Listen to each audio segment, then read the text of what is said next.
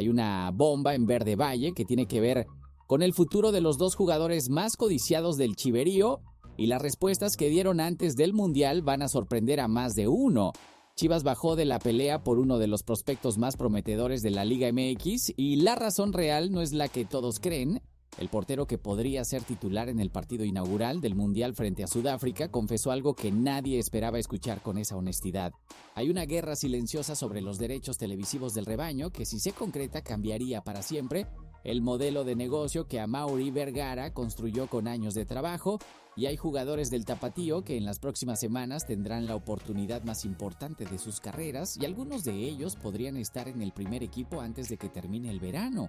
No olviden suscribirse al canal, darle like y activar la campanita. Comenzamos. Empecemos con el tema que más está agitando el entorno chiverío en estas horas, porque involucra al jugador más valioso que tiene Chivas en este momento, y a una pregunta que la afición rojiblanca lleva semanas haciéndose sin obtener una respuesta clara. Armando González es el delantero de moda en la Liga MX. Debutó en enero de 2024 y en menos de 3 años ya es seleccionado nacional, campeón de goleo, titular indiscutible con el rebaño y estaría a días de disputar su primera Copa del Mundo. Ese crecimiento meteórico lo puso en el radar del fútbol internacional, pues si los rumores sobre su salida al viejo continente crecieron con tanta fuerza que la pregunta ya no era si se iba, sino cuándo y a dónde. Hace unos meses el CSKA de Moscú lanzó una oferta multimillonaria para llevárselo. La respuesta de la hormiga fue tan directa y tan madura que sorprendió a todos los que esperaban ver a un jugador joven deslumbrado por los números. En cuanto a la oferta de Rusia, llegó la oferta. Mi papá, mi representante y yo dijimos que no creíamos que fuera un buen momento para ir a esa liga porque tienen ciertas limitaciones, porque están suspendidos de ciertas competencias europeas y no es lo que buscábamos. No buscamos el dinero, eso no me importa. Lo que me importa es jugar fútbol a alto nivel que me permita ser un gran jugador y trascender en el fútbol. Rechazar una oferta millonaria porque la liga no te permite crecer al nivel que quieres con 22 años. Esa frase dice más sobre la mentalidad de Armando González que cualquier estadística de goleo que puedas citar. Y cuando le preguntaron directamente si volvería a jugar con Chivas después del Mundial, la respuesta fue igualmente reveladora. No sé nada, me enfoco en mi día a día. Si se da el fútbol europeo, estaré muy contento porque es uno de mis sueños. Si no se da, soy más que feliz en Chivas. Tengo contrato hasta el 2029. Sin drama, sin presionar a la directiva, sin agitar el mercado innecesariamente. Solo foco. Según el reportero César Huerta de AS México, el entorno de la hormiga confirma que el jugador no desea salir del Guadalajara después de apenas 6 meses como rojiblanco. Su sueño declarado es levantar el título con los tapatíos antes de dar el salto. Salvo que llegue algo extraordinariamente tentador, la prioridad es quedarse y ser campeón con el rebaño. Mi opinión sobre la hormiga es la siguiente y la doy con toda convicción. Armando González tiene la mentalidad que define a los jugadores que terminan siendo leyendas, no los que buscan el dinero más rápido, sino los que construyen el camino correcto, aunque sea más lento. Rechazar al CSKA con esa claridad de argumentos a su edad es extraordinario. Pero también hay que ser honestos con la afición chivahermana. Si la hormiga tiene un mundial sobresaliente frente a los ojos de todo el planeta, las ofertas que lleguen en julio no van a venir de Rusia, van a venir de ligas que sí compiten en Champions, en Europa League, en torneos de nivel real. Y en ese momento la pregunta de si se queda o se va a ser mucho más difícil de responder que hoy. El contrato hasta 2029 protege a Chivas económicamente, pero no protege el sueño de la hormiga. Si llega la oferta de su vida, pero mientras el futuro de González genera debate en todo México, hay otro jugador chiverío que también está en el Mundial y cuya situación contractual con el rebaño tiene matices muy diferentes y mucho más interesantes. Dato rápido antes de continuar: Chivas tiene jugadores en 4 selecciones distintas en este momento.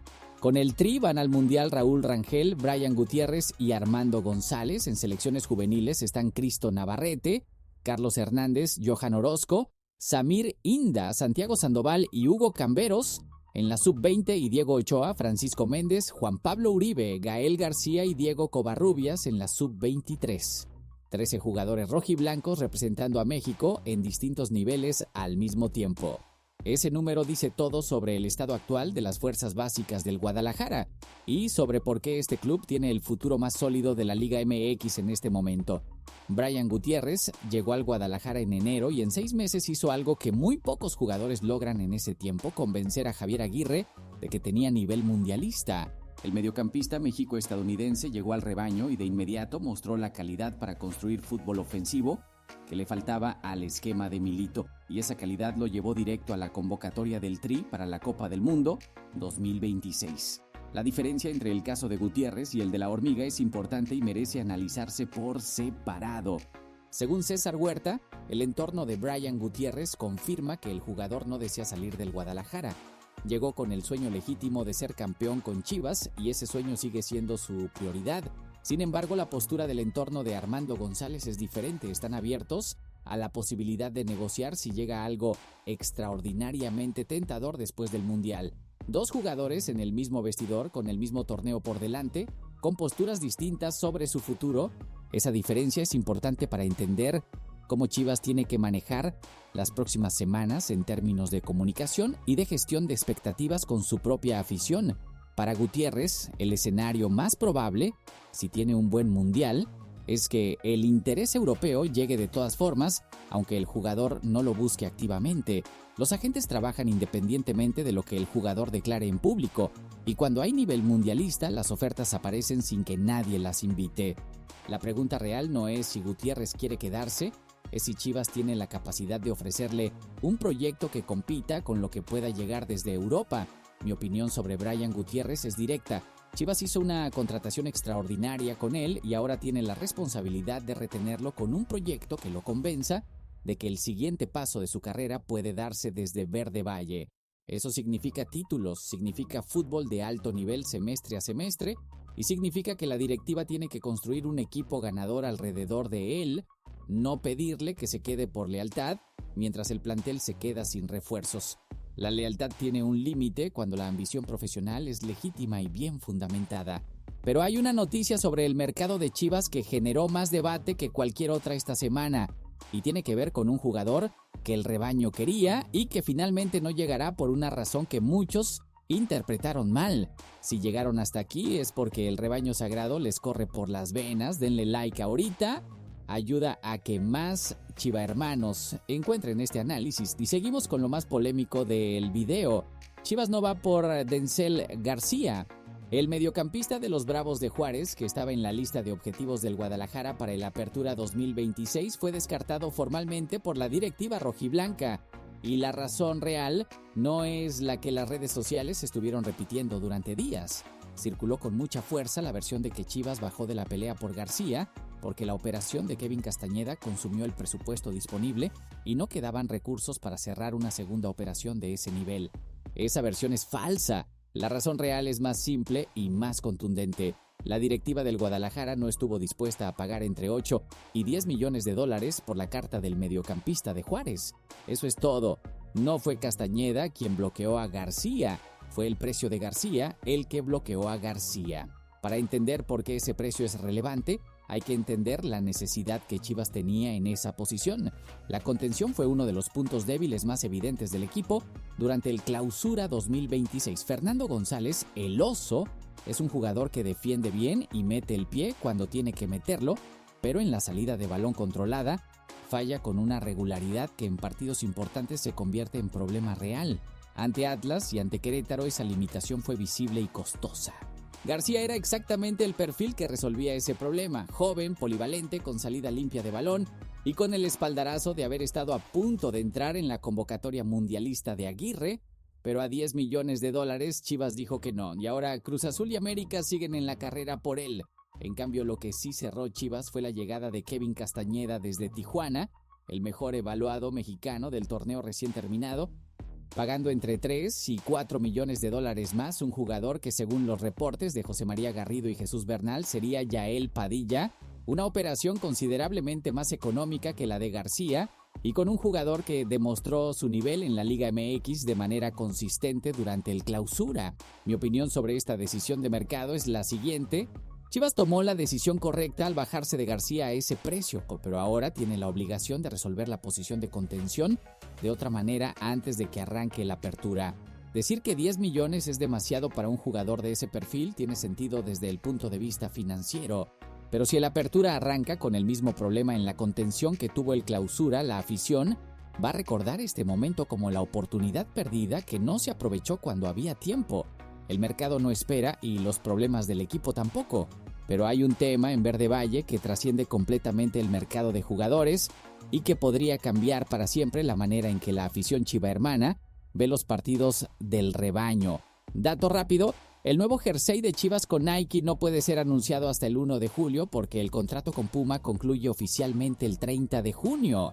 Esa fecha también es relevante para dos patrocinadores clave, Caliente y Mercado Pago, cuya continuidad en la camiseta rojiblanca todavía no está completamente definida. Caliente tiene todas las probabilidades de seguir dado que la relación con Hank es sólida. Con Mercado Pago hay un stand-by sobre si seguirán apareciendo en la playera o si su rol cambia dentro del esquema de patrocinios. Eso se resuelve antes del 1 de julio. Hay una propuesta que volvió a ponerse sobre la mesa esta semana y que si prosperara cambiaría radicalmente el modelo de negocio que Chivas ha construido con años de trabajo y de decisiones valientes, la venta centralizada de los derechos televisivos de la Liga MX. Javier Tebas, presidente de la Liga, lo dijo durante su visita a México con una claridad que no deja espacio para la interpretación. Para mejorar, creo que es muy importante que la Liga Mexicana tenga una venta centralizada de los derechos audiovisuales. Si uno mira todas las grandes ligas de Europa, la Liga es la que vende los derechos. Esto te da una imagen común de marca. Este mensaje lo vengo diciendo hace años. Veo que no me hacen caso, pero lo voy a seguir diciendo. Para entender por qué este tema afecta especialmente a Chivas, hay que recordar la historia. El Guadalajara tomó una de las decisiones más audaces del fútbol mexicano moderno cuando se separó del modelo de transmisión tradicional de Televisa y TV Azteca, creó su propia plataforma digital y eventualmente llegó a un acuerdo con Prime Video, que le da control directo sobre sus derechos de transmisión y sobre la relación con su audiencia. Ese modelo generó fricciones con las televisoras, con la liga y con otros clubes. Pero también generó independencia económica real y una conexión directa con la afición chivahermana que ningún otro club en México tiene de la misma manera. Una venta centralizada de derechos obligaría a Chivas a ceder ese control a la Liga MX y a distribuir los ingresos televisivos entre todos los equipos, siguiendo la lógica de la Premier League o la Liga, donde los clubes más grandes subsidian indirectamente a los más pequeños. El beneficio es que el producto global de la liga se vuelve más atractivo y los ingresos totales podrían crecer. El costo para Chivas es perder la autonomía que tanto trabajo le costó construir. Lo más interesante del debate es que el América tampoco estaría a favor de esta medida, aunque por razones diferentes. Las Águilas tienen una relación histórica con Televisa que una negociación centralizada complicaría enormemente.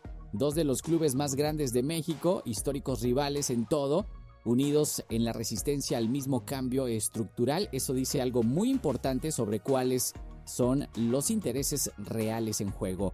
Mi opinión sobre este debate es la más larga que voy a dar hoy porque es el tema más importante de todos los que tocamos, aunque parezca el menos emocionante a primera vista.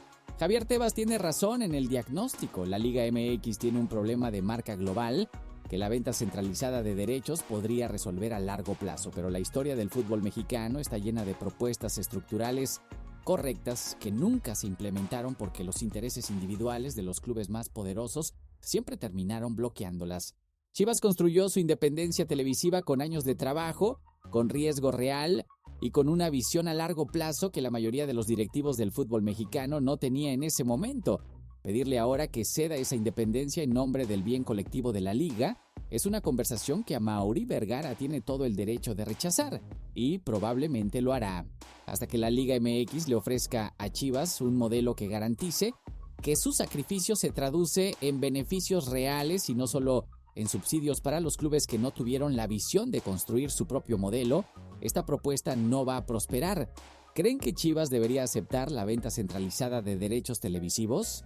Échenme su opinión en los comentarios porque es uno de los debates más importantes del fútbol mexicano que casi nadie está analizando con la profundidad que merece. Pero hay una historia dentro de Verde Valle que tiene que ver con el futuro inmediato del equipo en cancha y con jugadores que en las próximas semanas tendrán la oportunidad más importante de sus carreras. Gabriel Milito tiene un problema que en realidad es un lujo, y entender esa diferencia es clave para analizar lo que viene en Chivas de cara a la apertura.